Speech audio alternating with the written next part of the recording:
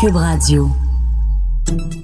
Salut, c'est Charles Tran avec l'équipe dans 5 minutes. On s'intéresse aux sciences, à l'histoire et à l'actualité.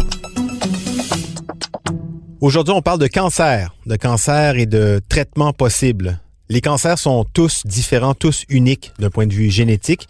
Il est donc difficile de soigner un cancer avec des traitements plus génériques.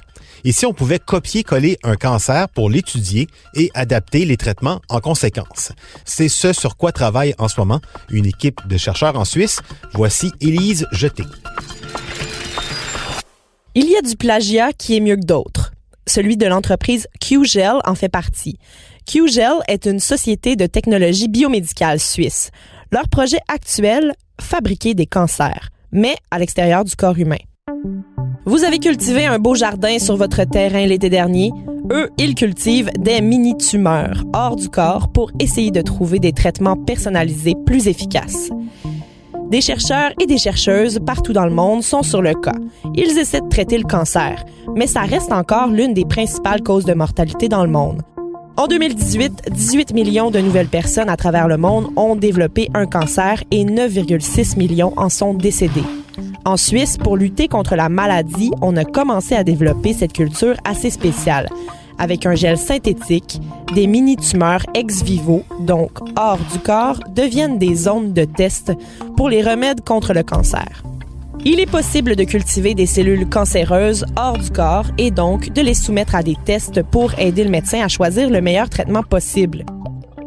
Jusqu'à tout récemment, selon les pathologies, il n'était proposé aux patients qu'un traitement standard.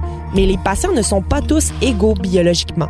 Ici, au Canada, c'est d'ailleurs la raison pour laquelle certains types de cancers sont traités grâce à des biobanques. Diane Provencher et Anne-Marie Messe-Masson ont d'ailleurs mis sur pied, durant les 30 dernières années, au Centre de recherche du CHUM, la plus grande biobanque d'échantillons de cancer de l'ovaire. Je vais faire une énorme banque de tissus de cancer de l'ovaire qui ont permis, en fait, justement, qu'on soit... Pour elles, travailler sur des souris, ça avait ses limites. Les tissus tumoraux qu'elles ont récoltés sur des femmes atteintes du cancer de l'ovaire et répertoriés dans la banque ont été nécessaires à de nombreux progrès scientifiques ici et ailleurs. Plusieurs cancers présentent des différences génétiques importantes et des différences individuelles. 2 personnes qui ont le cancer ont très rarement exactement la même chose, même si c'est le même cancer. La médecine personnalisée cherche à trouver un remède pour une tumeur unique. Cette approche est particulièrement prisée par les chercheurs en oncologie. L'entreprise suisse essaie donc exactement de faire ça. On sait que chaque tumeur est unique, donc on la reproduit à l'extérieur du corps pour tester des affaires dessus. C'est comme si on copiait le cancer d'un patient pour mieux le traiter.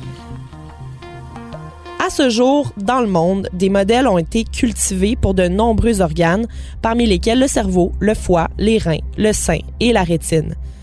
Une fois à terme, différents traitements sont administrés à ces cellules cancéreuses, ce qui aide l'oncologue à prescrire le meilleur traitement.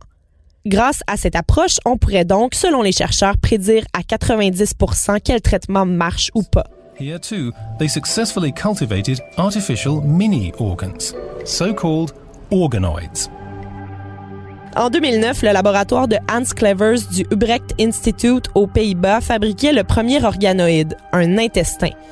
Comment ça se fait dans ce cas que cette approche ne soit pas plus populaire 10 ans plus tard? Normalement, pour faire pousser les organoïdes, on utilise du gel d'origine animale, de souris notamment. Il y a évidemment des considérations d'ordre éthique à avoir, mais aussi, on maîtrise pas vraiment leur composition, ce qui rend leur industrialisation difficile. Les chercheurs n'ont pas besoin de beaucoup d'échantillons de gel, mais si on souhaite rendre ce procédé accessible au plus grand nombre, il faut trouver une alternative, d'où l'idée du gel synthétique. Par ce biais, les Suisses espèrent traiter d'abord une centaine de patients par an et peut-être bientôt des milliers par jour. Très ambitieux. À part les avancées qu'une telle technologie pourrait représenter pour l'administration des traitements aux patients cancéreux, les perspectives en matière de recherche pharmaceutique sont aussi assez exceptionnelles. Par exemple, on a besoin de nouveaux médicaments sur le marché et les organoïdes peuvent aider les laboratoires pharmaceutiques dans leur recherche sans avoir à créer de dommages sur les humains ou les animaux. On pourrait congédier une fois pour toutes les rats de laboratoire. Mais il faudra attendre 2023, voire 2024, avant que la solution soit accessible au plus grand nombre. L'entreprise est sur le point de mener une série de tests cliniques, mais cherche encore du financement. Reste à savoir qui paiera pour le développement d'une telle technologie. Si j'avais beaucoup d'argent, j'aimerais quand même ça m'en servir pour fabriquer des cancers et les détruire après. Ouais, ce serait satisfaisant, hein? J'en doute pas. J'imagine un jour où on aura tous notre petite boîte d'organoïdes pour quand on va à la pharmacie recevoir des prescriptions sur mesure. Ah, l'avenir. Merci beaucoup, Élise Jeté. C'était en 5 minutes.